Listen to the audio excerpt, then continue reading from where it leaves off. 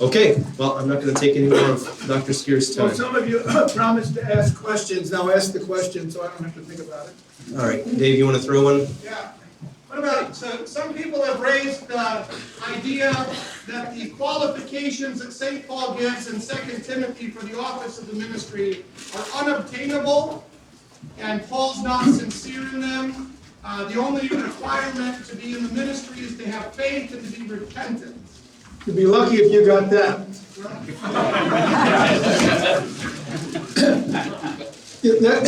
I wasn't, until you brought that up, I was not acquainted with that argument. But to give you a parallel situation, you do know that I wrote the epistle on James the Apostle of Faith, which the Lutherans could not stand because that honor belonged to St. Paul. And then, being full of myself, I wrote the Sermon on the Mount, the first expression of the gospel. And that was rejected several times by CPH for a number of reasons. It was eventually published. And I am using those rejections in a seminar with the students so they may know how the game is played. And one of the things that was said in that regard was, well, the Sermon on the Mount is law, therefore it cannot be an expression of the gospel. And then a classical Missouri Synod sermon is this. We hear all these wonderful things that Jesus wants us to do, but we can't do it. So we have St. Paul to be justified by grace through faith. Now that is a typical Missouri Synod way of preaching. Now your way, and I'm showing their arguments, by the way. I'm uncovering them.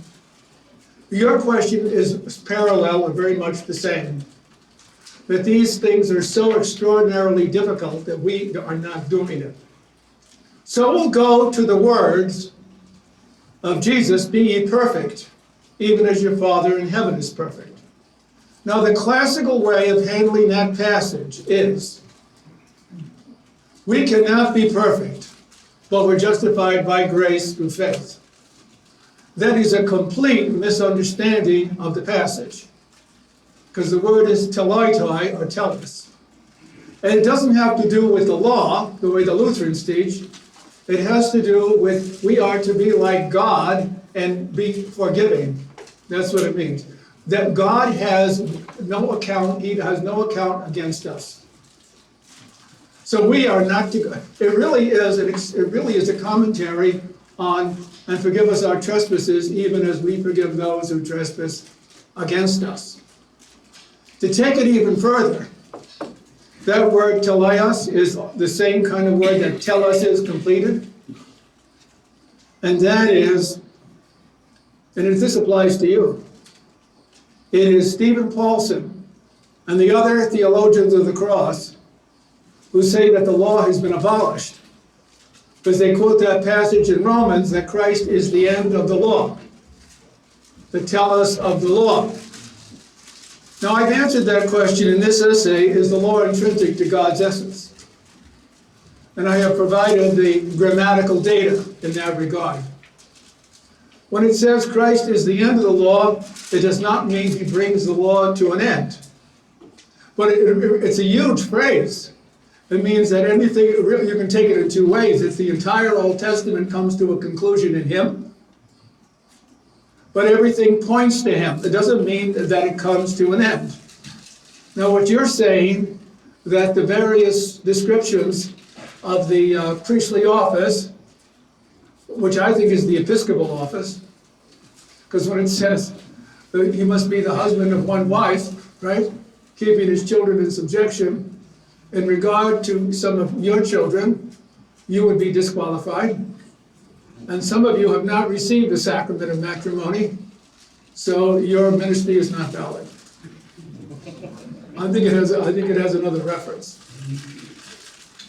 I think it means that you should not be elevated to the episcopal office unless you can keep your congregation under control. Which means really somebody should not be elevated to any position in the church until he's been a parish priest. And so this would be similar. Then what are these rules? Now we are getting into the problem of the theology of the cross, the theology of the cross, that these laws are written. It has only one message, is theology of the cross. And I think it's true of Oswald Bayer. You're okay and I'm okay. Do not let these your ethical infractions bother you psychologically, but continue to have your ministry. Now, I have not done that, but it would be, I think, valuable to look at the various qualities of the priesthood and see in what sense are they Christological. Have to teach, sounds like Jesus. Hospitable, not given to strong drink. Give me some other ones, please. Do you know what they are? Yeah, well, I just mentioned that one. Yeah. Well, Christ is the bridegroom of our Holy Mother, the Church, right? If that wasn't true, we couldn't refer to Church as our mother, right? So, do you wish to expand on that question one way or another? Dr. Petersen? No. I don't know if I answered it or not. Some of you are sitting there talking about things that you promised to bring up. Now bring them up. Mr. Where are you? Haven't heard that one before. I'm a 40-year Irvine grad. Most of the guys involved, 15, 17, are guys I went to school with. I studied under Rosenblatt. Know that, at least in my time there, he was a very, very firm defender of the substitutionary atonement. And then yet I see them promoting Paulson and Nestigan and all of these guys. So I'm struggling to figure out what's going on at 15, 17, really try to understand. I'm not involved in 15, 17, and I have not made it a business. But about 2 years ago, and I did this and certainly not in a systematic way, but I think the essay was called Justification Set Up in a Place Where It Does Not Belong. I could look in the bibliography for a while to see what that essay was. But as I can remember that, I think the point of that essay is that justification has taken the place in the theology of some people that belongs to the atonement. That if you're right on justification, that becomes the only doctrine. It is not a doctrine. It's something which describes God's relationship to me and my relationship to God. Now, why does this happen? Being a critic, and I think of the title 1517, and also being involved that this past year or two was a Reformation celebration, that this would be a good time to emphasize the doctrine of justification. So the way I understand the 1517 movement, and it fits in with the theology of the theologians of the cross, that this becomes the overarching doctrine in Christendom. It becomes the foundational doctrine. It is the foundational doctrine for Faraday, Paulson, and who's the other, not Wingrain, but and Nestigan. They do. What happens as soon as you say that the atonement is completed by faith, you are taking it away from something which happens in God to something which happens here. Now, I think a lot of people are unwittingly involved in this for two reasons. One, when they hear the word justification, they are very. This is recognized. This makes Lutherans. In fact, that's the one doctrine that we all believe in. As mentioned before, the Lutherans do not agree on this doctrine. It wasn't that long ago that in our seminary it was taught that there was no such thing as objective justification. And there's only subjective justification. There is a chapter in here, and I don't remember how it was constructed. But this is the way it is. If you do not believe in objective justification, then you don't believe in justification at all. Because we Roman Catholics, if you go and look at their writings, if you look at the Catholic Catechism on justification, they are describing sanctification. And there are two things which have to be completely outside of me. As you would say in Latin, extra nos. I did this because we have two Italians in the room. I want to make them feel welcome, culturally so.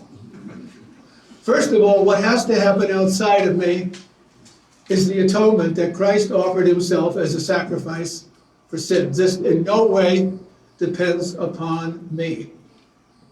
And then getting back into the sermon this morning about Jesus being in the temple, and then Ralph giving the exposition on the temple, that Christ himself is the temple. And that temple, but that's why we Lutherans do not get engaged in the restoration of the nation of Israel. We fundamentalists are very much interested in the restoration of the temple of Israel, because that's the way we look at it, because Israel in some way has some kind of messianic role to do in the world. When you look at the ragged body of Christ, and I think one of the best, besides the crucifix, the picture of the crucifixion in a Belgian town. And would somebody know the name of that crucifixion? In which, would you speak up, please? I think it's in Antwerp. Yeah, and it is in a hospital for people suffering from skin disease, and Christ has all these diseases on him. Grunewald. What? Grunewald. Speak up, please. Grunewald. Runevall, are you some kind of expert in artwork or what? You seem to know a lot.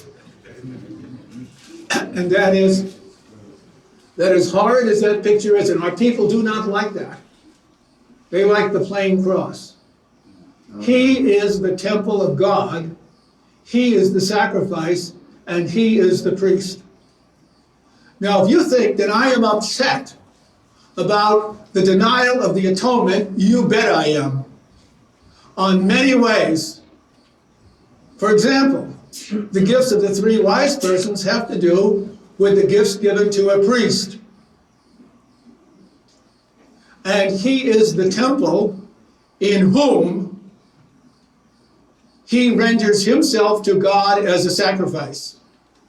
So which brings us to the next thing, which is absolutely necessary, and that it is not open for any kind of laxity on that, is the historicity of the person of Jesus. And that is, unless we believe that there was a man called Jesus, we cannot behold that within himself he offered up a sacrifice to God. I mentioned before that in teaching the children and the lay people, we don't begin with the atonement. We begin with the person of Jesus. And we say that Jesus died for us. But you need to go to the book of Hebrews, which puts things at a higher level. That he entered into the Holy Holies and he offered an eternal sacrifice. Now you can get into the old Lutheran song and dance of the three genera. And he can do this because the man Jesus has he is God. And therefore he offers an eternal sacrifice. And that's why I commended our clergy person this morning for his sermon, because he preached on Jesus. Because these other things are abstractions. And in regard to the Lord's Supper, there is where the Anselmic theory comes out. And that theory is being, if that's what you're going to call it, is being denied in our midst. And considering my age, someday I will appear before God. And it's going to be more important that I do not in any way make an allowance for the denial of the atonement. Now the issue is this, and that's explained, set up where it ought not to be. What is happening in some Lutheran circles is that the doctrine of justification is pushing out the doctrine of the atonement as a central point. I think the analogy would be because I was a kid, I was kind of interested in boys. And you know, the cowbird never makes its own nest, but it lays its eggs in the nests of other birds. And then the mother comes and feeds that bird, and it's a bigger bird. When it comes out of the shell, it pushes it out. It can never be that the doctrine of justification will push out the doctrine of the atonement. Because the doctrine of justification can theoretically exist without the historical Jesus. And it does exist without the fact that Christ offered up an atonement. And the clearest words of the atonement are in the words of the Mass. This is my blood which is sacrificially poured out. So the proper image in receiving the Holy Communion is not seeing Jesus at the table with the 12, but looking upon the crucifixion. Because the place where the sacraments were inaugurated was in the cross itself. On that account, John has the blood and the water coming out from the side of Jesus. And blood is the symbol of sacrifice. Water and blood. He came not only by water, but he came by blood, water, and the blood. I think this is extremely important, that we understand both the sacraments and the atonement, which is something essential to the entire New Testament. Now, I did not care for it when the Lutherans said that my book, the Sermon on the Mount, did not meet Lutheran standards. Brother, what does Jesus say? Lay up your gift, if your brother has anything against you, lay up your gift at the altar and go and make peace with your brother. What is that a reference to? That's a reference to the story of Cain and Abel. That they are, before you sacrifice the Mass, you make peace with your brother. This permeates the entire New Testament, not as a doctrine which is found in this or that passage, but which is found, which brings up another point. I'm glad you did. I believe it's the current Holy Father that suggested that lead us not into temptation. You see, that cannot mean that I'll never be tempted by sin. It can't. Otherwise, you could never pray and forgive us our trespasses. In fact, you're supposed to do that all the time. Because as soon as you pray the prayer, you already have to pray the prayer again. And those of us who look upon the Didache as canonical, I think you're supposed to do it 3 times. Right? Lead us not into temptation. It has been suggested, and the Greek allows for it, or really demands it. Do not put me into the hour of trial. Which fits for this reason. The New Testament was written in a state of persecution. From the very beginning, the church was persecuted. And I say this because I have a dog in the fight. Because I pointed out in the discourses in Matthew that the best place to find verbal inspiration, as you Lutherans believe it, is not in 2 Timothy, but in the words of Jesus. For it is not you who is speaking. When you're called before governors and kings, it's not you who are speaking, but my Father in the heavens. If you want a passage of verbal, mechanical inspiration, that is it. You're not speaking, but your Father. It doesn't say my Father, it's got your Father. Well, what did the Lutherans say? Well, the New Testament wasn't written in this day. They weren't being hauled before kings and other officers. Hence, that doesn't apply to the scriptures. Hey friend, that early church lived understanding there could be a knock at the door. You're not old enough to remember World War II movies. I do. And the classical movie always what happened in Holland with Nazis. And they would be, the resistance would be going around with bicycles. And the codes which the resistance would share would be in the air pumps. So you'd stop, one bike would stop, another would, and then you would get it. And so we think of persecution as kind of like going around like this. When are they going to knock at the door? Persecution has to do with giving up your faith for what you believe. Now, son Peter got blasted in the newspaper yesterday by a transgender woman man. Oh, I called him up, because his son left his car in a place. They called him. I said, well, how are you taking it? He says, it's great, because I got the whole issue out in the front. So we're still suffering.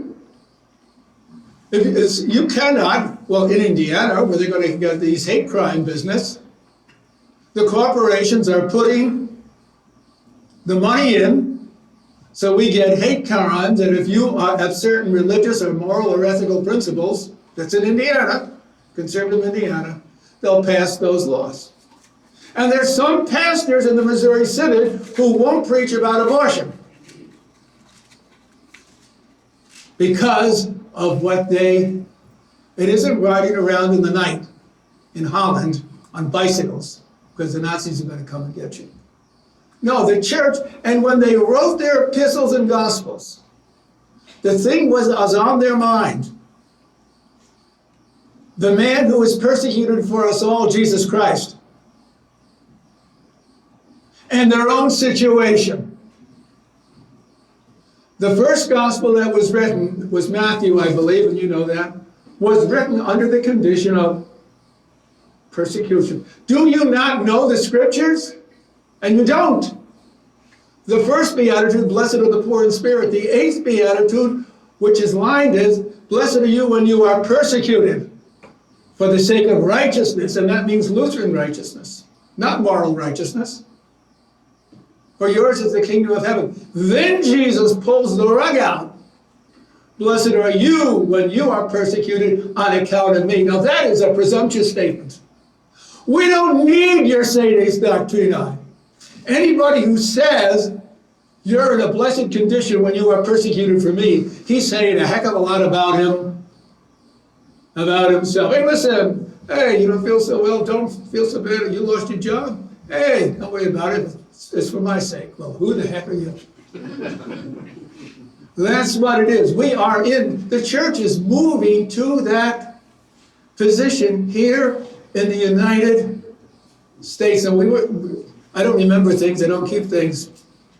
And that is, somebody said this morning that some of the references to Jesus in the Old Testament were made to somebody else. Is that person here? No remembrance of that? I was thinking of Bush's funeral. I love the funeral. I thought it was great that they played A Mighty Fortress on the steps of the United States Capitol several times. Hey, play it again, boy. But what they did is they took the Messianic references and applied it to our late presidents. So what is happening with 1517 is an absolutizing of the doctrine of justification. And to me, it is a psychological thing. And then, hey, listen, I'm okay, you're okay. You know, I don't really mean that in regard to you, we've never gotten along, okay? But theoretically, I'm okay, you're okay. And it used to be a tragedy, and I still think it is. When a clergy person gets in difficulty in his congregation. There's a, Dan Ronnie would know this, because back in Bronxville, the pastor across the street at the Village Lutheran Church was Howard Halter. He was disheveled. His wife worked out in a liturgical company in Philadelphia. Her name was Florence. And so he was by himself. And he'd go walking down the street from the Village Lutheran Church to Tuckahoe. And he had his dog with him. And the kids in the parochial school said, when they looked at him, "There goes God and his dog." Oh, isn't that awful? No, the clergy person, in the clergy person, the people see God. And we have a couple, whether you realize it or not, you don't get paid all that much. Nobody does. And you wonder, maybe I should have been something else, like a physician. I'll say we are the last resort on earth. Because after all of the medical experts have done his or her or their things, you are the only one who understands about life. And in you, St. Paul has the nerve to say that in him you can see the sufferings of Christ. And we can see that in our pastors too. That doesn't mean, because to say that we see the sufferings of Christ in Paul is meaningless, because I don't see Paul. But we see it and a lot of the people who come to study for the priesthood, they're there because of their pastor. Of their pastor. And it's not because the pastor is luxuriating himself. It's not there. We have a student on campus. He worked at the Reformed Church in Bronxville, a church which I should have joined. I wanted to find out what their church was when I was a student there. So I went down there, and the guys come out in morning coats. You don't know what it is because you're from the farm. But it's evening tails worn during the day, and these are the ushers. Where would you like to sit? I said, up front. Well, I got the middle. And that church kind of intrigued me. That church has the same motto as Concordia College in Bronxville. Nisi Domini Frusta. I don't know if anybody realizes it. Well, this student worked down there, and he had a book. And they had it about the pastors. Now, one of the pastors was very famous. He was as famous as Norman Vincent Peale and the Crystal Cathedral. His name will come to me. That was a triumvirate. And so they had something on all their pastors.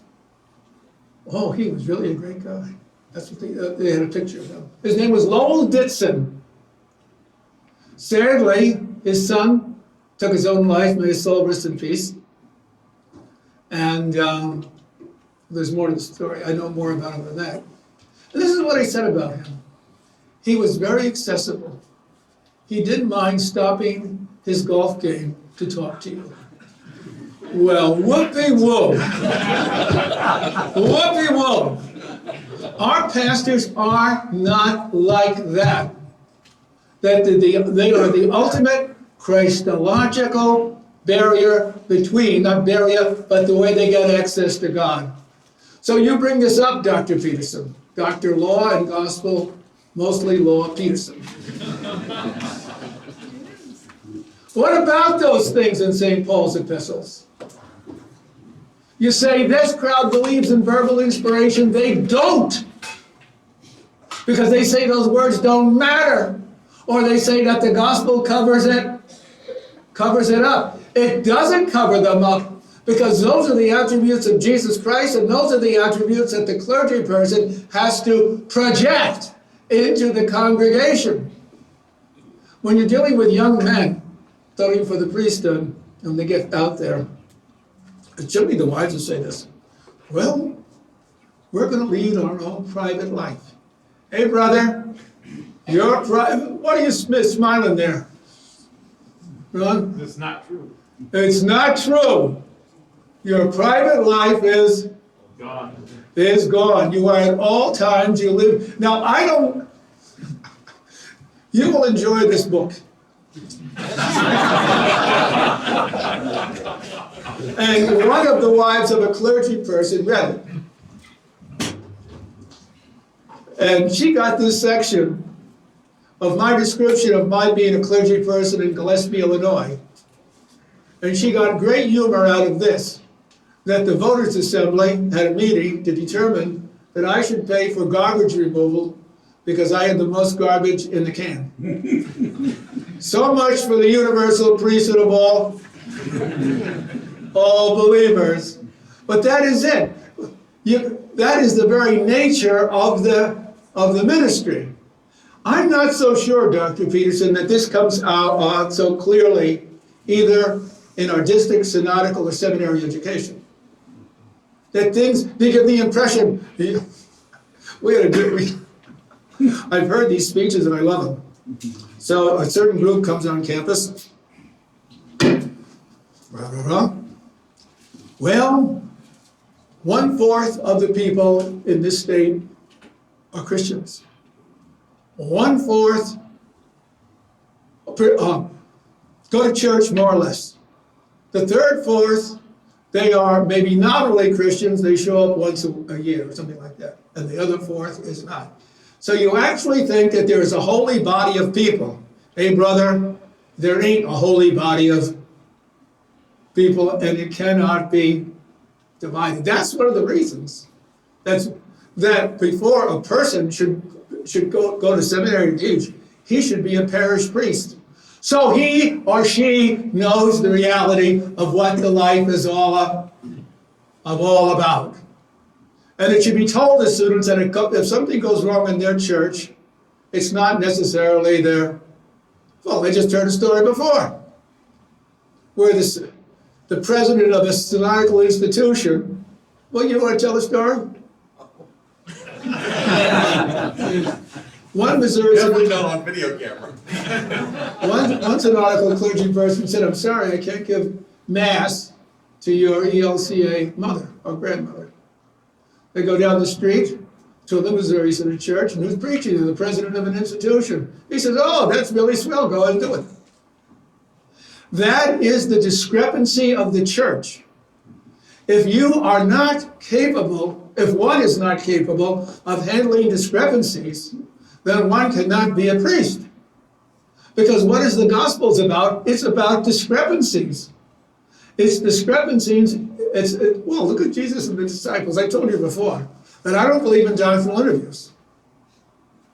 Some of these things, doctrinal interviews, one guy was asked just this past week, tell us what give us the names of the 7 councils. The Sioux Indians, the Iroquois. I cannot stand those. I don't believe in that. Because we mentioned that passage before, when Jesus was preaching, the disciples at that time did not get it. Didn't matter that they didn't get it. That's unimportant. Just, they learned it, they memorized it. So people say they're just learning words without thinking, good. Because the meaning can come later. They gotta have the outward form. But I love that passage. And it's said within the celebration, I believe, in Matthew, is it Luke, John 1 or 2 or 3? Destroyed. I think it comes right after the Cana story, where the water is transubstantiated into wine. That's what it says. There is the sacrifice. There is the Mass right there. And then Jesus says about the temple of God, destroy this. Oh, and then guess what there is? I don't know about you. I do think, you know why I was so impressed with the sermon today? Is that as a student, you really didn't bowl me over. And when I saw you in the high pulpit, I said, I wish I could preach like that. What? I mean, if there were lay people here who heard your sermon, you'd be on 10 call lists tonight. That was how good it was.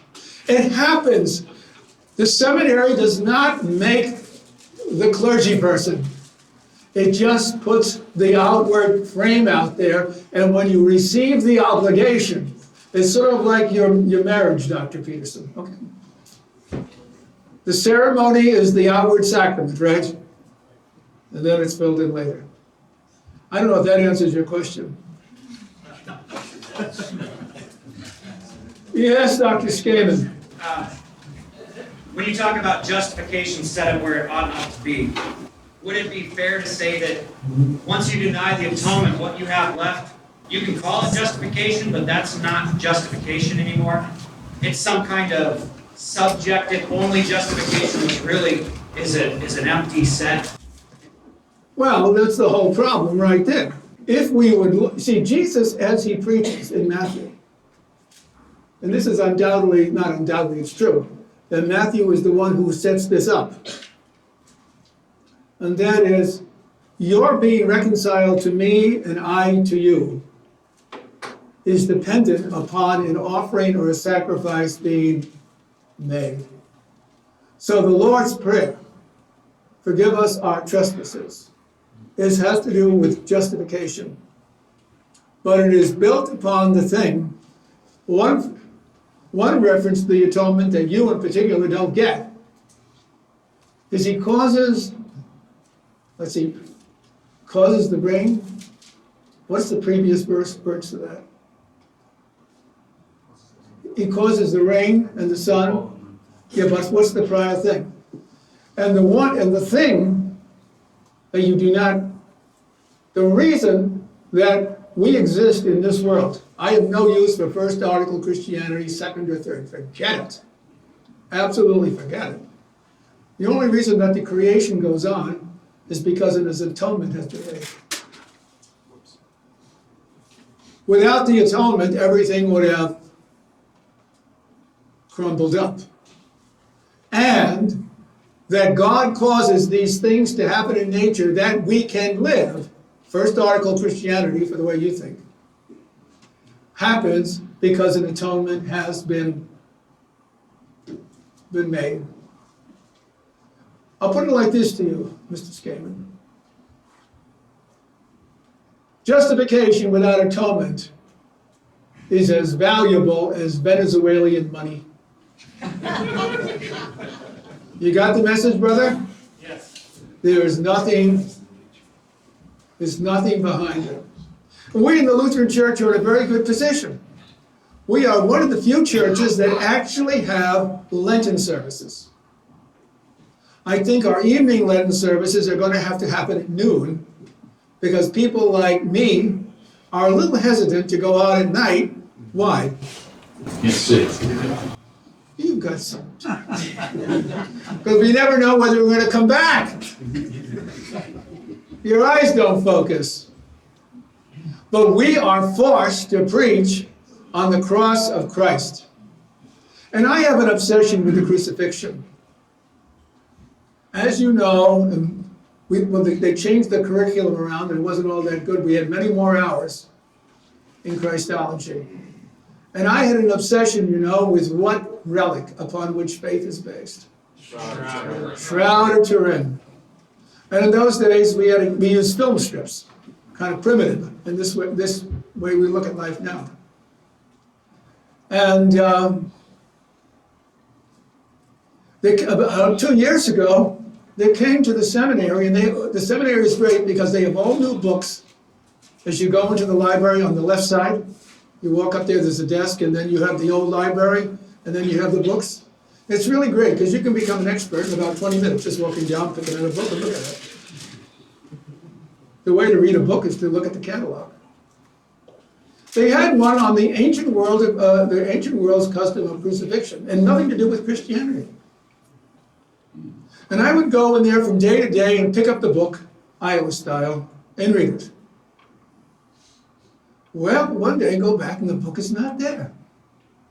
So you go look in there, you go down and you look in the shelves downstairs in the stacks. So you kneel down to look at a book, and what happens? You can't get up.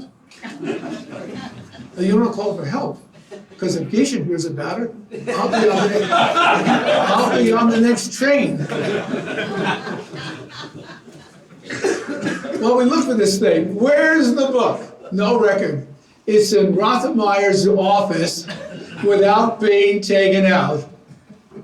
You want to speak about somebody who's beyond the law? But it's horrid. Crucifixion is horrid. They would also tie up the victim with ropes. It was a stake put in the ground. Some people don't want the crucified Christ. Others will be content with a brass statue.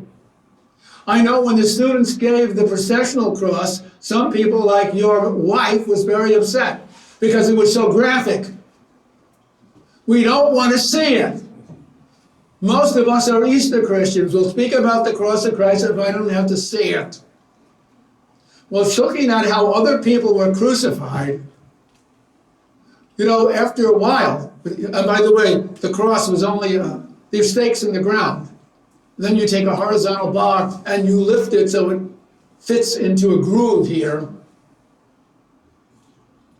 And then they give the victim a pedestal to stand so he can lift himself up. So you create a rhythm as he goes up, but he down, and sooner or later he just gives up and from exhaustion. But in the meantime, the flies, the bugs, and the birds are eating your body. We must understand the crucifixion for all of its horror, but we're not saved by the horror of the crucifixion. We're saved by the God's abandonment of Jesus. And that's not what's in the theology of the cross, period. There is no sacrifice of God, of Jesus to God. Because if Jesus crucified, if he offered himself according to the law, the argument goes that the law is greater than God. Get that? So we can't say that. But what has happened is that the law then becomes a thing. It becomes something which is codified. And if it's just simply something which God has codified, theoretically he could change it. Theoretically he could ignore it. And that's what Paulson does. He says, yes, the law still exists, but it's back on the shelf. The law comes from within God. And it was Dominic Crison. I haven't been to a meeting of the Society of Biblical Literature for about 8 years. Why don't I go? Life's too short. That's one. It's too depressing. I think it's kind of fun. It takes too much time to walk. They have these huge things. And I think they had it in the McCormick Stadium. Is that what they call it in Chicago? McCormick Place. McCormick Place? I would pass out. But the last time I went, they had a lunch given by Thrivent. And who was the speaker? Dominic Crison, Crossan, who gave up the Roman priesthood to become a layperson. And he taught this, that the dogs came and ate the body of Jesus. That's what we higher critical scholars believe. You think, well, that's kind of ridiculous. Well, maybe, but you realize that the cross, the victims were very close to the ground. That really did happen. And the birds would come and peck at the body. In this book here, and someone quoted it already, I tell the story of driving home or back from this San Francisco convention in 1959 with Kurt Marquardt. May his soul rest in peace. Well, at one place we did swim across the Colorado River, at least I did, so I could say I swam either to Colorado or California. No, I swam. And we drive through the night, and somewhere in western Canada, in western Texas, we hear a thud on the car, and undoubtedly it's probably a dog. But since the parable of the Good Samaritan does not apply to anybody we don't see,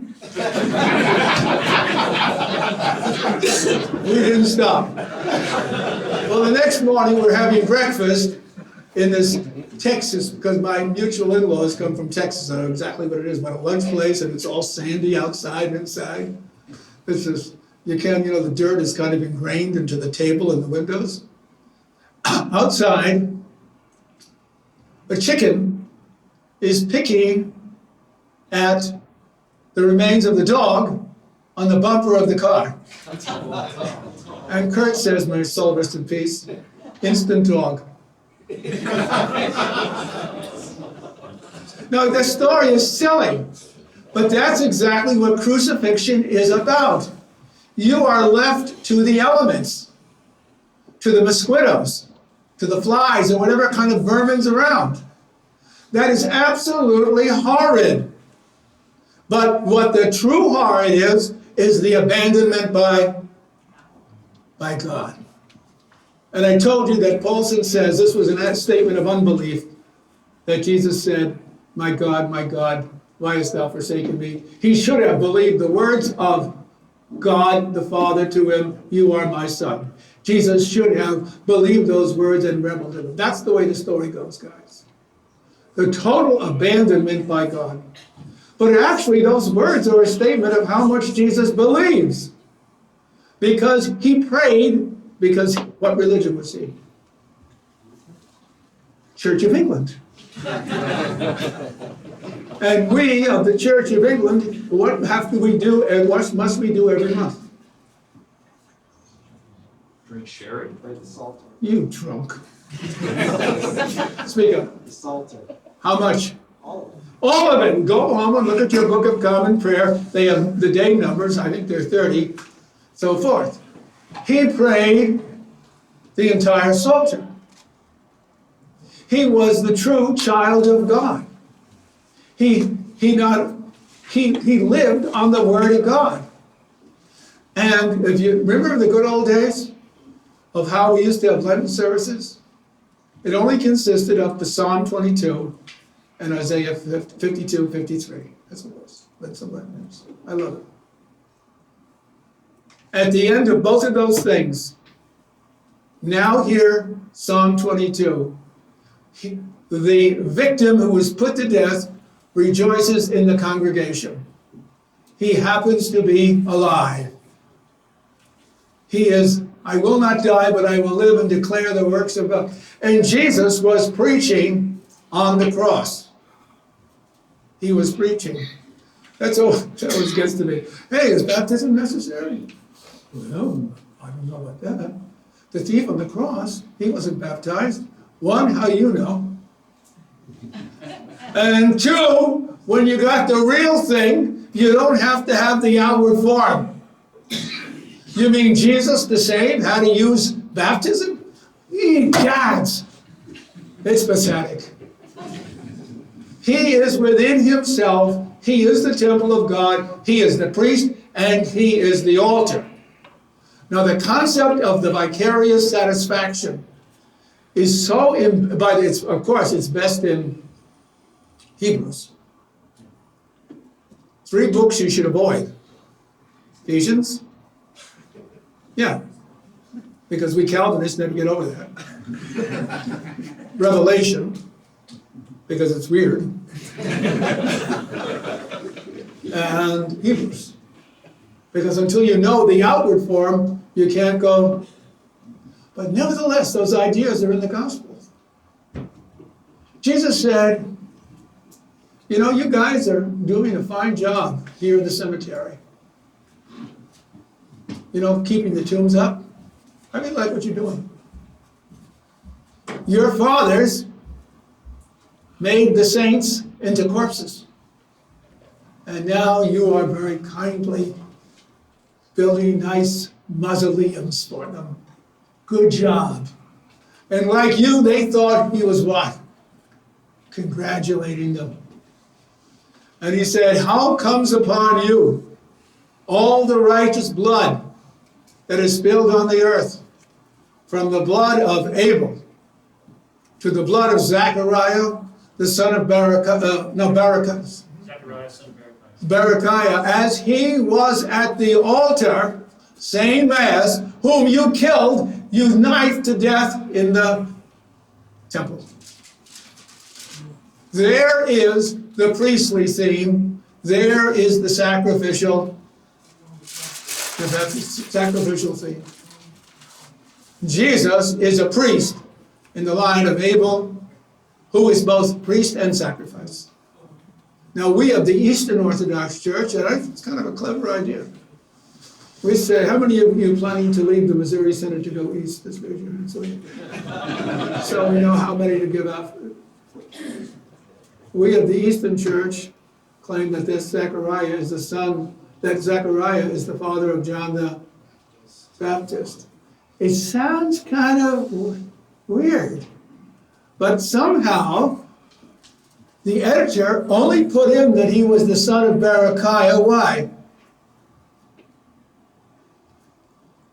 Why did he do that? Oh, you say you're reading verbally. Somebody? What? Pinpoint somebody else? They knew who it was.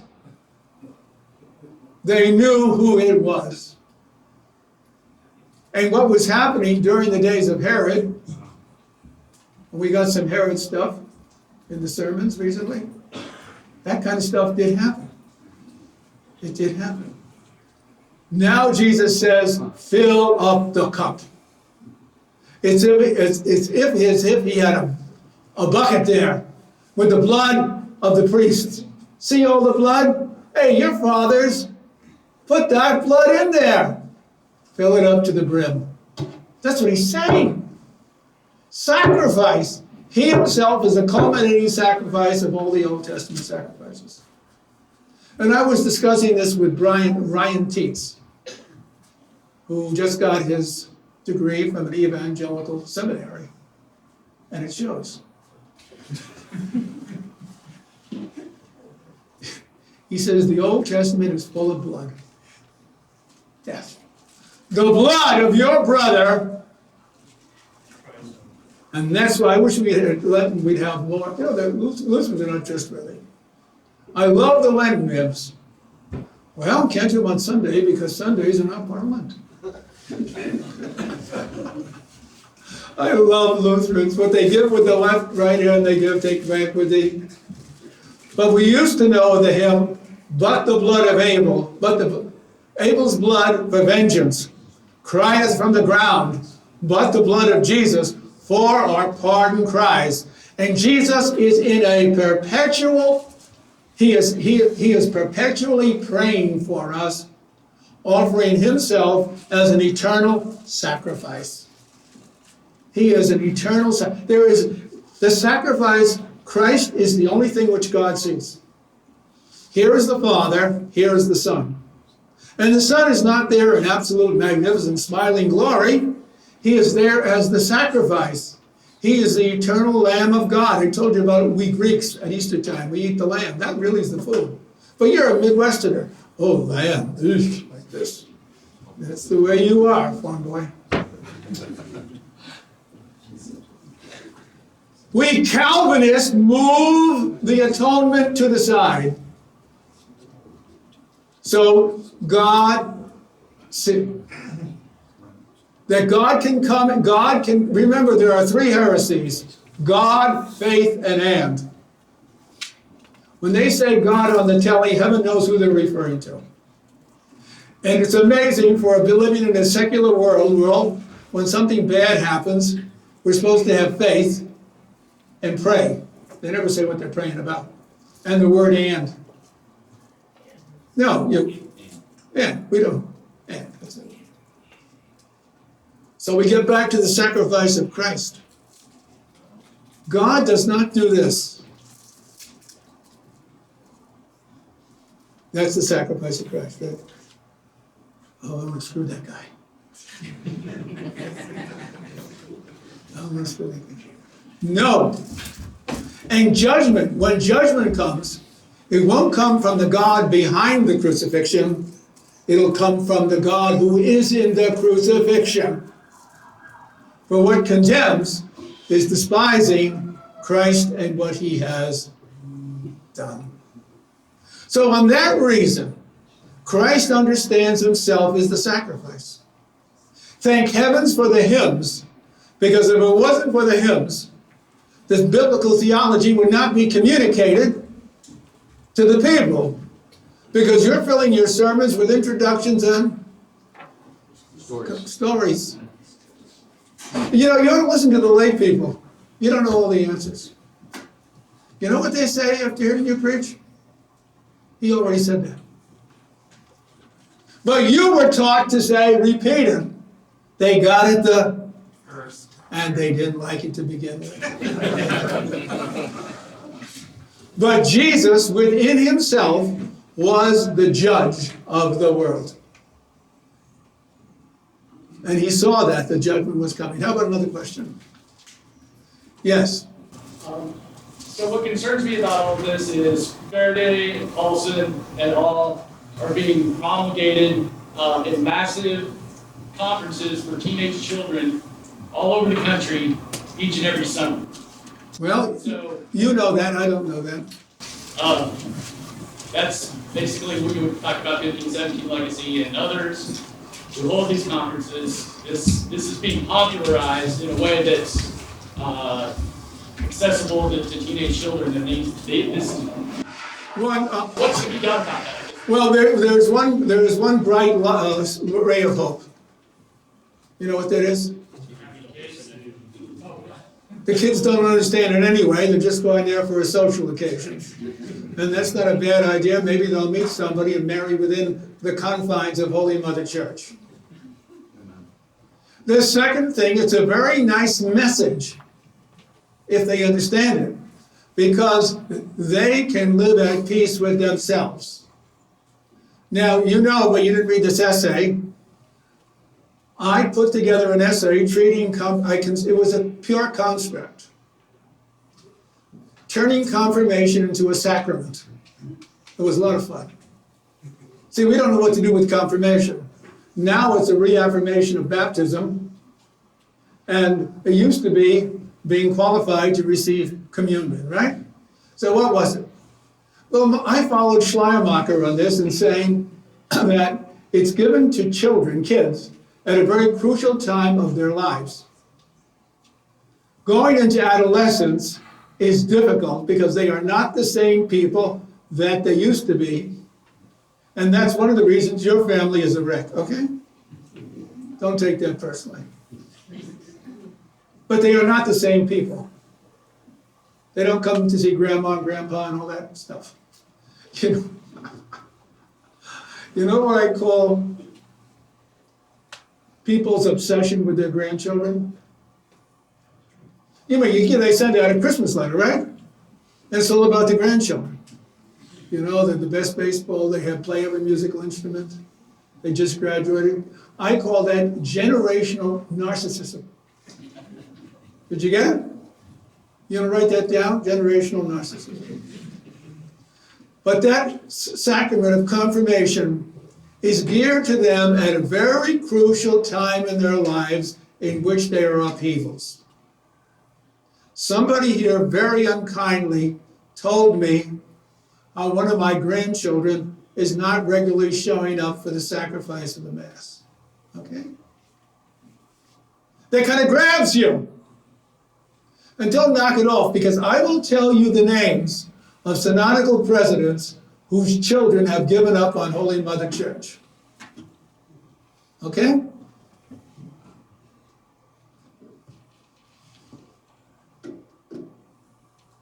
It just happened. Somebody, what was I talking about before this? Sacrament of confirmation. Yeah. We should not worry too much about that. No, not at all. But these conferences can be used for a very good purpose. Oh, I know.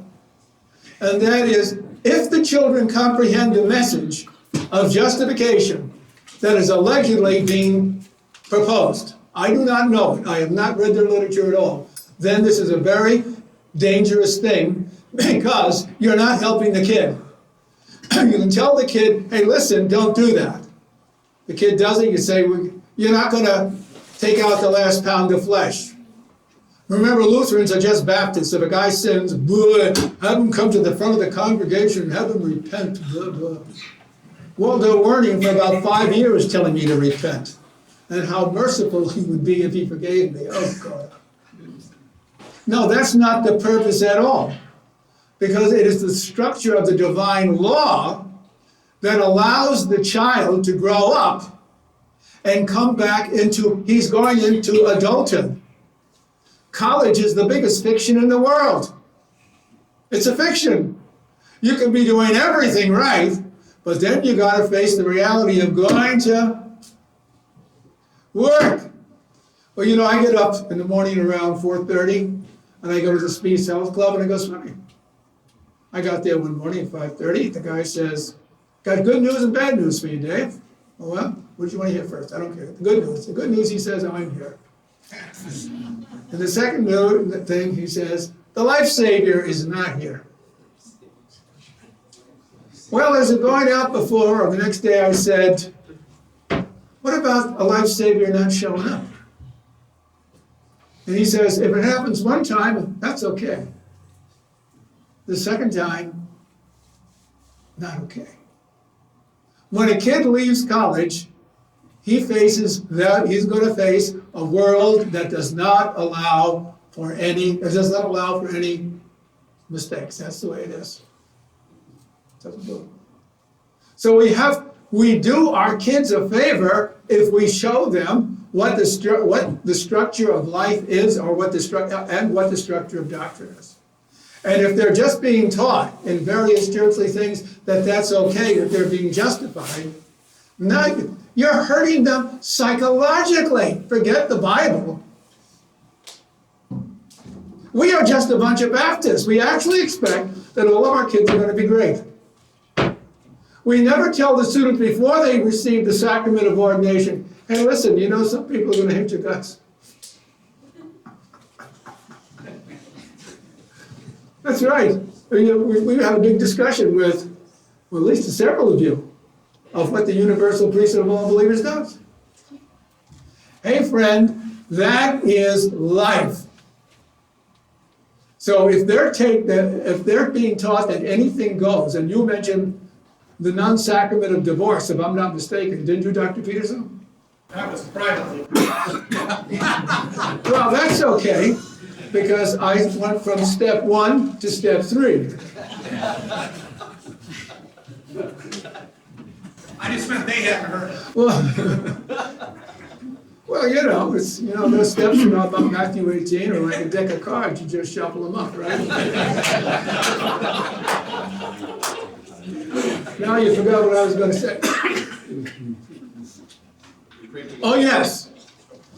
We had a student, I don't know, last time I saw him, he was not in good health. But he had married a Methodist daughter of a Methodist minister. And he made a point of having beer in his house, especially when his Methodist minister father-in-law was there. Well, one day, the Methodist minister shows up with a truck and takes the furniture out, takes his wife out, and takes the guy's kid out. So they got divorced, and he received the sacrament a second time. I believe he was a friend of mine. I knew him. It always crossed my mind that when he ascends the high pulpit, he is living in a contradiction to what he's preaching about. See? And don't think that the people don't get it. And in a city like Fort Wayne, it's even more noticeable. See, the Lutheran faith, we've seen to some guys from New England. And their faith is different than it is in Fort Wayne. Because I'm from that area. You're lucky if you have a Lutheran around there. I never had a Lutheran friend in my life. I still don't. But here it's an institution. So what happens? A person receives a divorce, and both people continue going to the same church. I saw that in Springfield. a dentist divorced his wife, he got remarried, and they all went up to Mass. They all went to communion at the same Mass. So you're delivering a message by how you live. Now, how the district president, how he or she is going to resolve that problem, I'm not going to say. Because you're going to tell a problem. Do you realize that the wife of a clergy person has all the cards? That if the wife of a clergy person wants to do a number on her husband, she can do it. So I'm not laying this down at all. I mean, every case has to be. But when you, as Doctor, if you have frequent divorce going around, but it has to be made clear. But today, it's not whether people get divorced, it's whether they receive the sacrament of matrimony to begin with. Luther called marriage a sacrament. They'll say, oh, that was the early Luther. It was the same year that he had the Heidelberg Convention, which they're all quoting. I love Lutherans. Do you wish to add something else, Doctor? Okay. Do you have another question? Nothing? Okay. Well, I guess I don't have a question. I'm gonna throw out I haven't thought this through all the way, and I realize this is a difficult reality, because we all have friends in this situation. As you say, the wife holds all the cards. It seems to me at the same time, though, that entering into holy matrimony is taking on a cross and subjecting yourself to her having all the cards. And that we might make some criticism of the man who's done that, who's maybe morally innocent, as having to suffer the consequences of having made a really poor choice. Is that overly harsh? You sound very much like Robert Preuss. He would say the same thing. He would also say, those of us who suffer from mental depression, how many of you are psychotically depressed, Richard? That's good. He would speak about clergy persons who had that particular affliction. And he also would see it within the light of Christ. There are so many, you're absolutely right. Or it can show up in your children. There possibly is a different meaning that you have to keep. If we said that to stay in the priesthood, your children would have to be as perfect as we think we should, we would have gotten rid of not only a lot of clergy persons, but some synodical and seminary presidents. And professors' kids. Professors' kids are more inclined towards that way. And there's a reason. Because when I got the call to the seminary, my mother said to me, may her soul rest in peace. She said there's a certain discipline in the parsonage that does not exist in a professor's home. The discipline is the children have to conform. They have no, in my own case, it did conform. Because unlike you, my father did not have a secretary, he did not have a janitor. And you're the guy who went in the ministry, you wanted all these privileges. You neither know, you nothing. So yes, and I think my sisters resented it. Because we had to shovel the snow with the church, put the church bulletins together, decorate the church at Christmas, put up the things, and fold the bulletins for the church, clean up after the church. That's what it all is. There is a discipline in the parsonage, which is because when you're not in that with the parsonage, by the way, you're flying around the world, you're having this, people are telling you how wonderful you are, and you're going out to restaurants and blah blah blah blah. Yes, there is a discipline that applies to the family also. But then there are many of us who wouldn't be preachers unless what?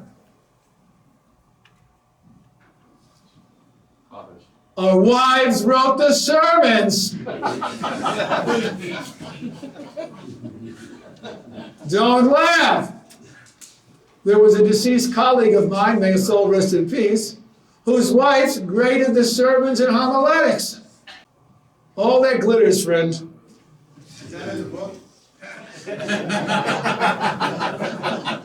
Without the names. I'm not buying it.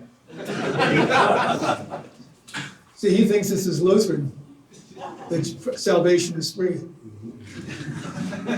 You'll get a copy of it. Let's just see. Let everybody take his or her own copy out. And let's see if Harrison is in here. Well, he is. 1, 2, 3, 4, 5, 6, 7. Turn to page 127 in your hymnals. Everybody will sing the first verse. Now, after over 45 years after its publication, Lutheran World Federation Today, my book, has come to the attention of Albert Culver III, assistant to LCMS President Matthew Harrison. That's the promise. It was to Albert. Okay, let's try another one. Let's spin the wheel around. We'll go to page 167 of our hymnals. Oh, yes. Oh, yes. Oh, yes. Do you mind if I read this, Matt? No. See, I got saved in Matthew 18.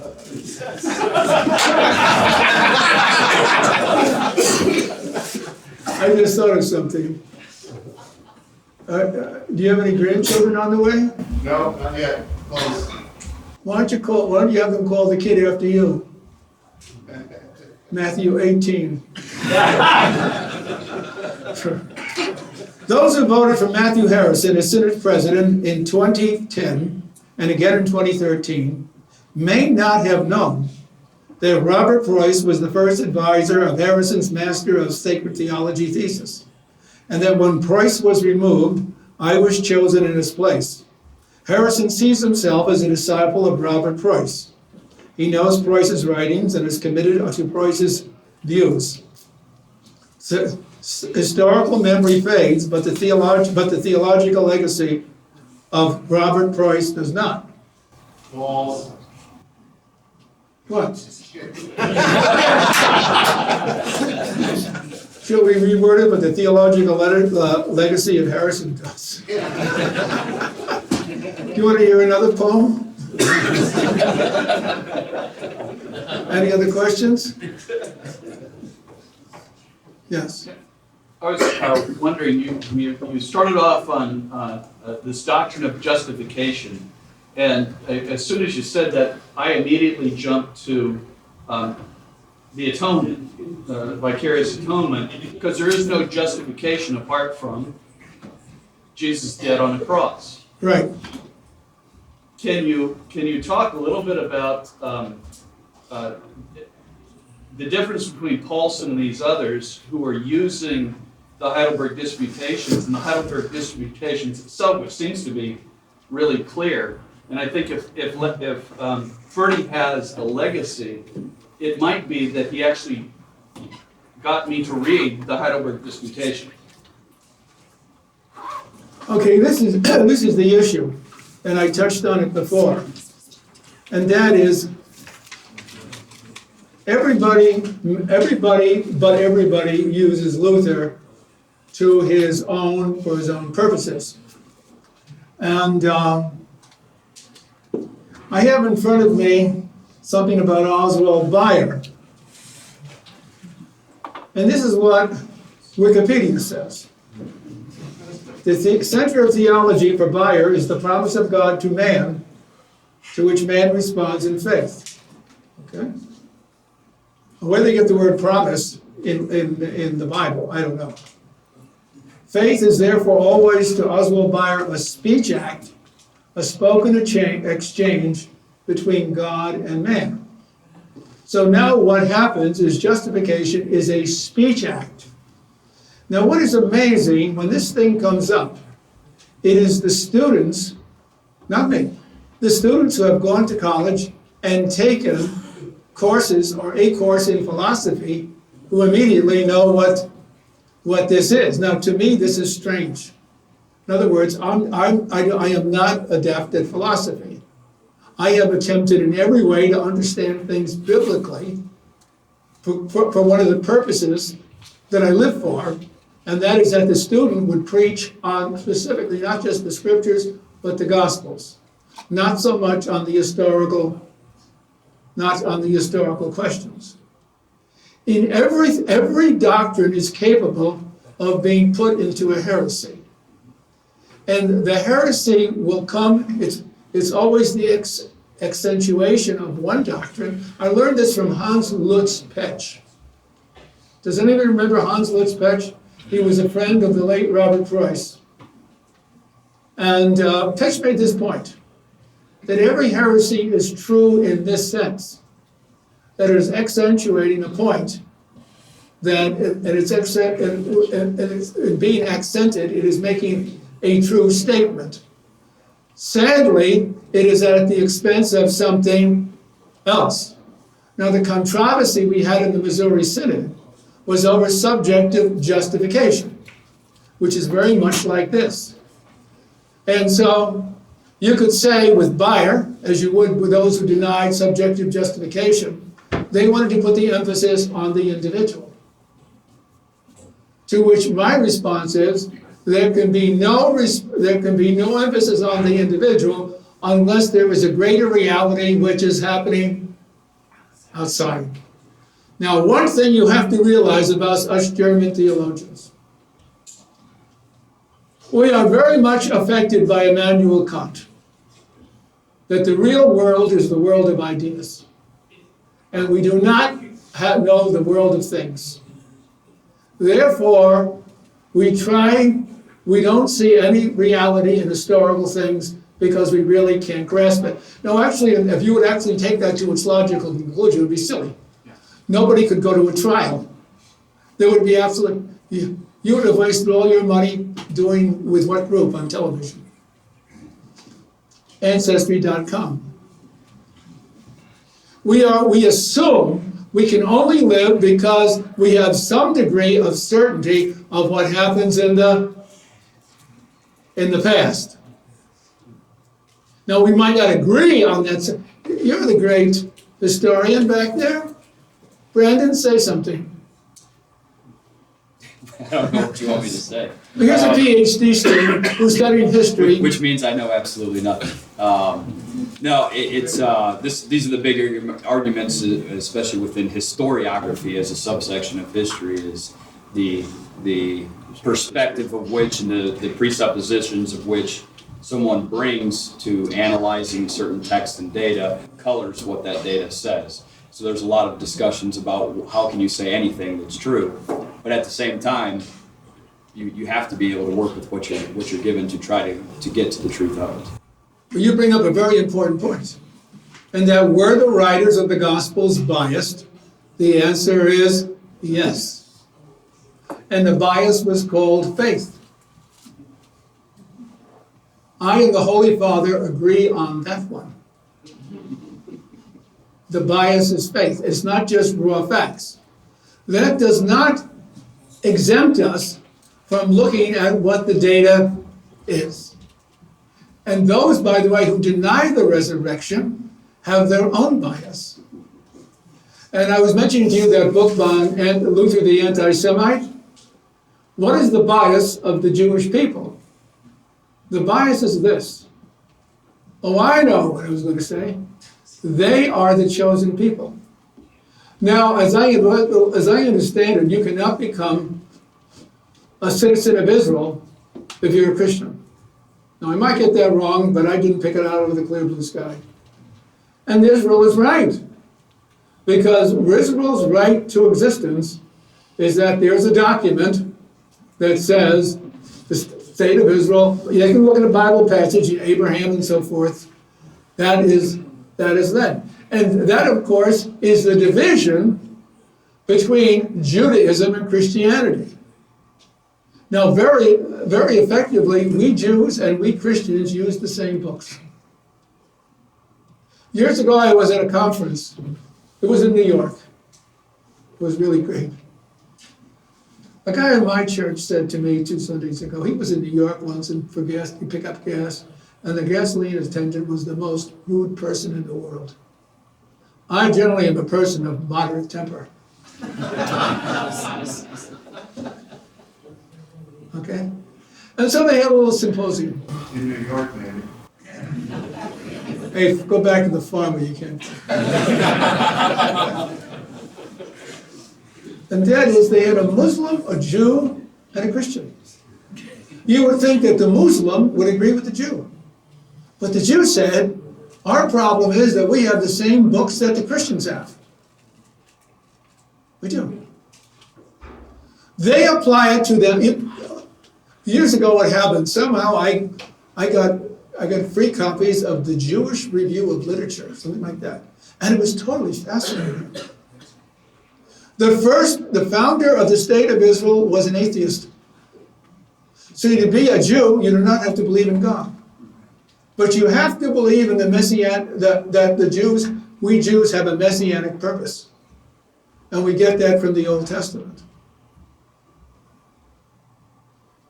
See, so what do you have? Well, the Jews must persecute Christianity. Because if they in any way allow that Jesus is the substance of the Old Testament, they have lost their reason to exist. They are taking their real estate. That's what the Bible is for them. It's their real estate deed. And you fundamentalists, by the way, you who believe that only the direct messianic prophecies of Christ are Christological, you fall right into their trap. Because there's a lot you can find. You say, yeah, Jesus is the Messiah, and Israel has it right. And that's what's so amusing about the ELCA. The ELCA has come out on the side of the Arabs. They're for abortion, for gay marriage, for gay priests, and they're against the State of Israel. What great confession that is. And so they have to deny the resurrection of Jesus. And that's the one thing that makes preaching so difficult, that the scholars will never get. That preaching involves convincing the other person of what you believe. Now, if you don't believe what you preach, you're going to find it's very difficult to preach. But that's what makes preaching a totally exhausting enterprise, where doing scholarship is not an exhausting business. So that Jesus is, that Christ, I mentioned that before, that book. This Jew saw that Luther held that the Old Testament was all about Christ. How come a Jew gets to see it and you Lutherans don't? On that point of view. How did we get on that topic?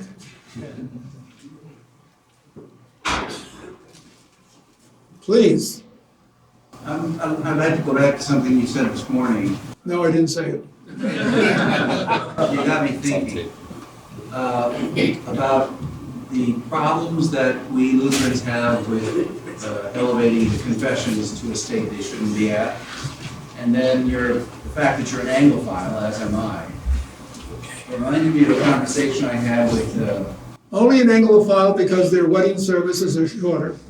I also like certain things about the Book of the Common Prayer. Not the theology of it, but the fact that it's a prayer book.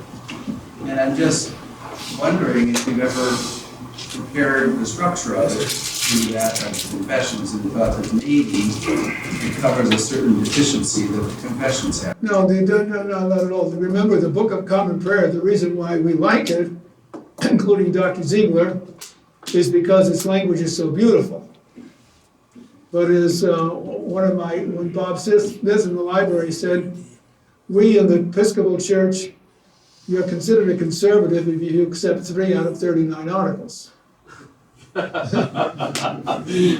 So let's not confuse the 39 articles and the Book of Common Prayer. In fact, they use a ritual in the Church of England for the distribution of the Mass, which is, they simply say the body of Christ, period, feed on him in your heart. Well, you can have it both ways. The first part is Lutheran, the second part is Reformed. I kind of like that. Well, when it comes to praying the confessions, we do. We say the Apostles' Creed, the Nicene Creed. We do pray. I do not make a distinction between prayer and confession and preaching. I don't make a. That's another question, please. Nobody? Yes, Lieutenant Colonel. Coming back to the If you love God as much as you love Caesar.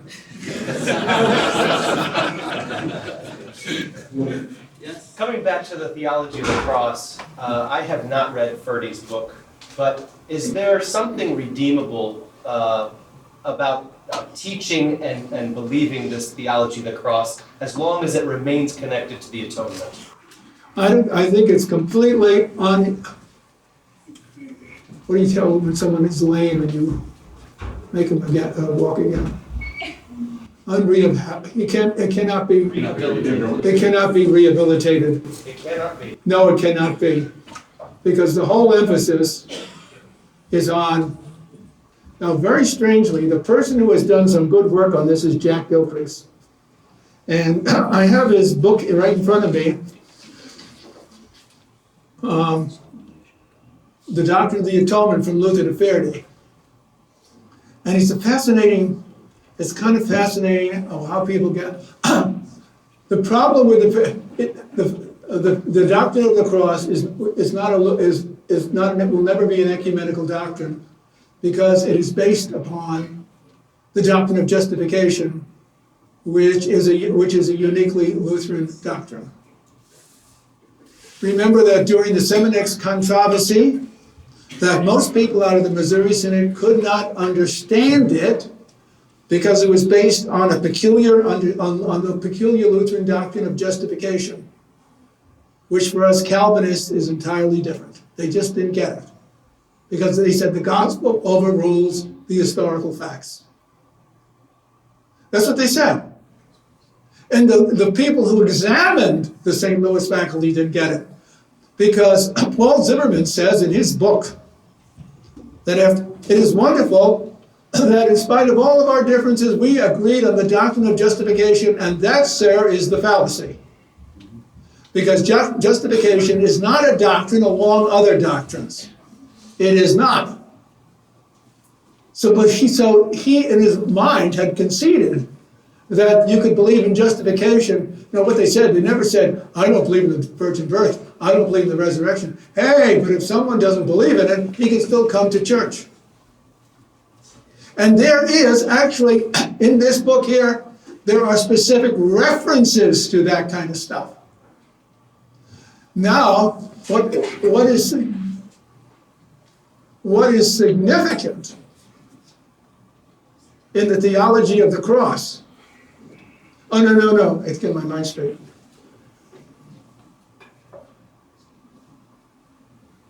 Oh, yes. Is that they are agreed. The Preusses are a great family. And Jack and Robert's uncle was Hermann Amberg Preuss. And when Robert became the president of the seminary, there was recognition of this relationship. Hermann Amberg Preuss. He lived to almost 100, and I think Jack and Robert thought they would live to that age too. It didn't work out that way. Frese sees himself as a disciple of Hermann Amberg Preuss because of the doctrine of election.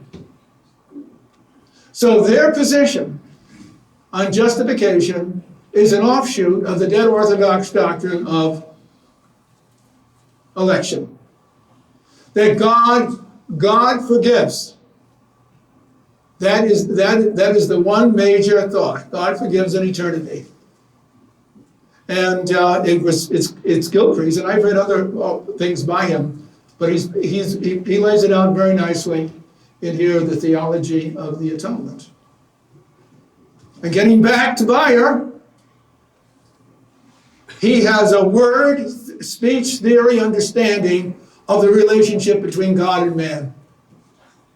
And Paulson wrote an article for Logia, and he said, that Robert Jensen is our Karl Barth. Hey friend, Bayer, Oswald Bayer is the Lutheran Karl Barth. That's what it is. And it's not something we have to sit down and try to figure out. That's what it is. It is speech act between the justifying God and the justified sinner or believer. We are going exactly back into Barthianism. And very few people recognize it.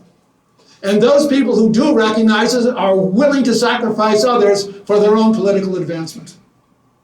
It is a serious matter. Because with Karl Barth, it looked dead orthodox. He was a theologian of the Word. So is Bayer. Did Barth believe in the virgin birth and the resurrection? Hey, sick it known. Maybe he did, and maybe he didn't. But what would be the matter as long as you proclaimed it? That was it. And who got sucked in? The Missouri Synod. And it brought it to their knees. And some people, from my own case, what I like about Bayer, he says that you can find the Word of God working in liturgics, in the liturgy of our Holy Mother, the Church.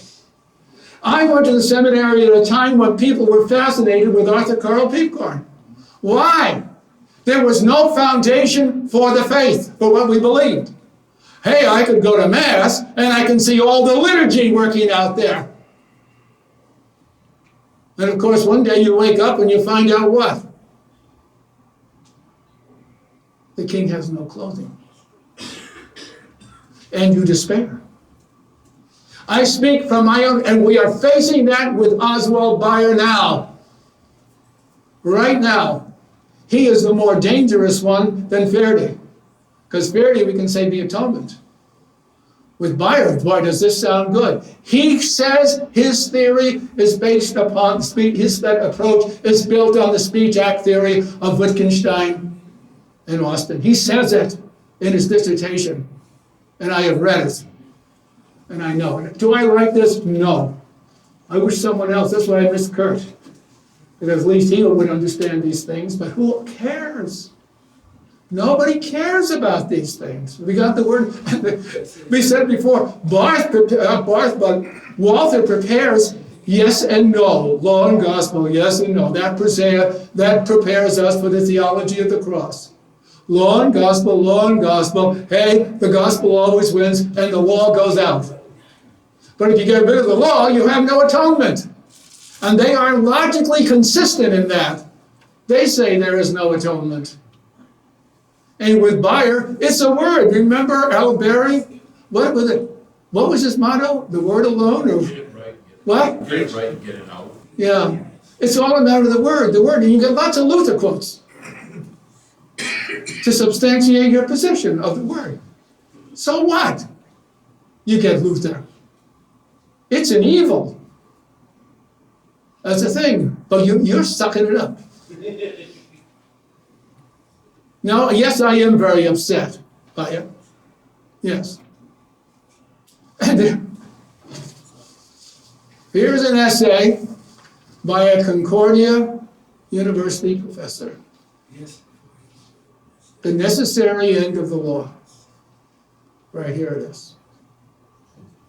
Out goes the law, and you're left with the gospel. And you can tell me whether that fits in with the 1517 agenda. I do not know how that group is constructed, but they certainly took the right type. Who's the author of that? I'll show you later. This will appear in a book. I'm not the author of it. This will appear in a book to honor Oswald Bayer, which the Missourians are involved. I don't know how long I will live, but I want to go to my grave having said that.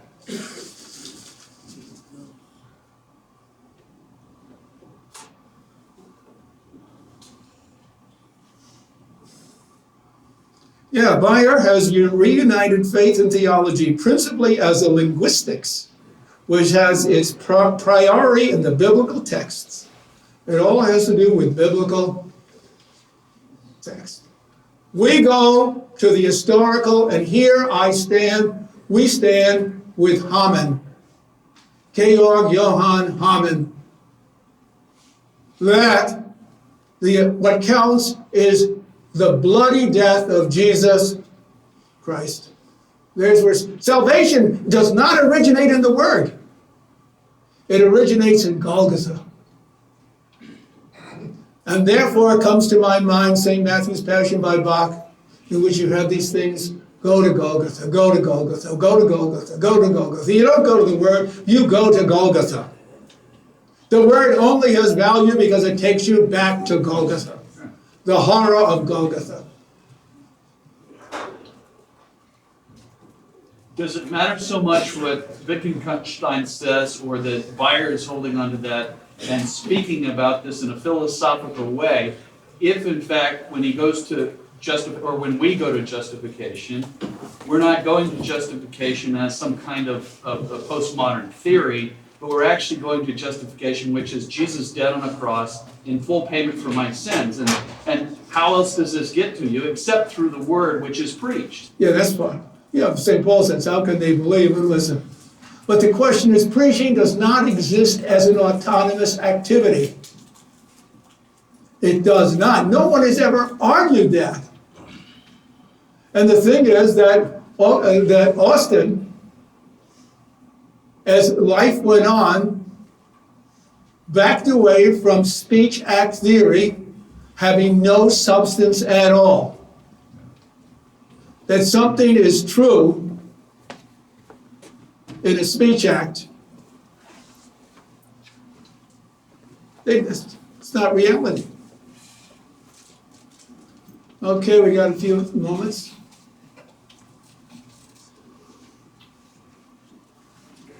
Okay, that's about it. Anybody else? I guess because I'm young, who is this Wittgenstein character that just came up? He's a philosopher, and I'd be hard-pressed. Bayer claims that, well, he's a Lutheran scholar, he claims that he used Wittgenstein's speech actor theory in response to Luther. And this is the theory, that the word itself is substantive. He speaks of two things, res, which means thing, and signum, which means sign. And that the word itself is the thing and the sign. So, for example, you hold up this book, Atonement, sign, thing, the cross. He says the word is the thing and the sign. That's the total reality. Sounds like Gnosticism repackaged. That's what it said. Gnosticism. Thank you, Thank you, Lieutenant. Dr. Scaer.